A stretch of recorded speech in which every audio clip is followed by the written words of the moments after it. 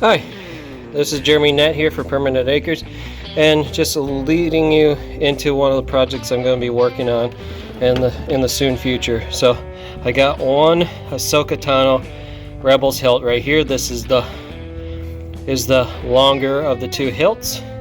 This one is fully intact. This is just a carbon fiber piece, just to testing out spots on here. I wanted to see how certain things fit up, because I'm planning on having a carbon fiber blade holder on both the hilts. So I got the shoto taken apart and various components from the Galaxy's Edge hilt, such as part of the blade holder right there. That was glued inside this end piece for the emitter. And here's the cap that the emitter slides into, and then the two sections, outside sections of the hilt. So I had to take these two pieces off. I didn't have to peel it as far back as I needed to, because really the only thing that I needed to pry it back for was to take the two pins out at the top, which were set right in this location. So it had two pins, one on each side, going from the external hilt piece into the emitter piece, just kind of binding it all together. So you can kind of see how this all goes together. So I took the chassis piece apart, which I'm planning on actually using this chassis piece to help with the build.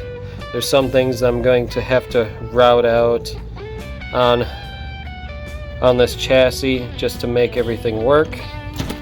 But here's how the battery compartment just slides right in place, with the notch slides right into there, and then it had a bunch of pins that it connected up to right there, and then that ran to the board, and then those wires were what ran to the switch, and then this is what the blade connected up to right here.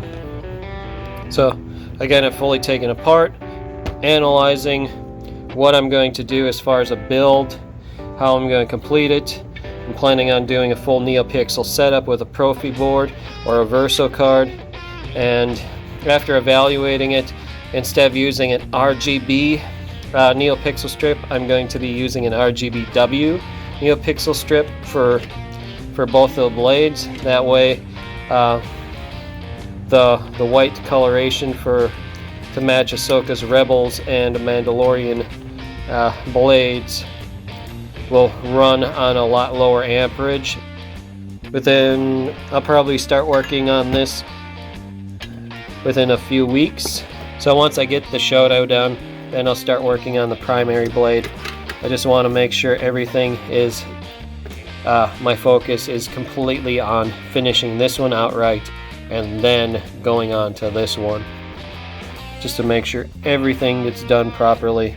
And then you can see how this connects up, and then you got all your sound coming out the bottom. I gotta clean up the adhesive from the stickers, but yeah, it shouldn't take too much more as far as brainstorming in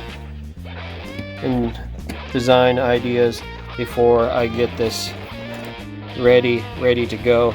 I just gotta finish out my thought process as far as the build, how it's going to go together. But once I got it figured out, it'll go really quick and really smooth. I got plenty of momentary switches. I got plenty of PCBs to do this. I just once I get them built out, I'm going to have to build out the RGBW blades for them.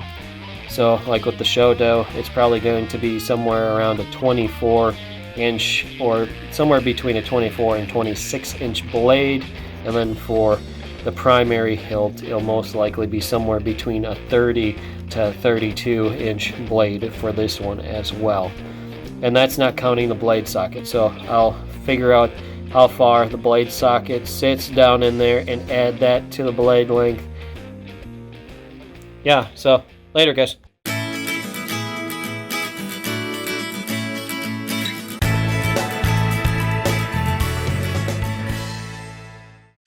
for watching this video. If you liked this video, then please press the like button. And if you like what you've been watching, please hit the subscribe button. To see our latest video, click on the link to the right. Thank you again. Later.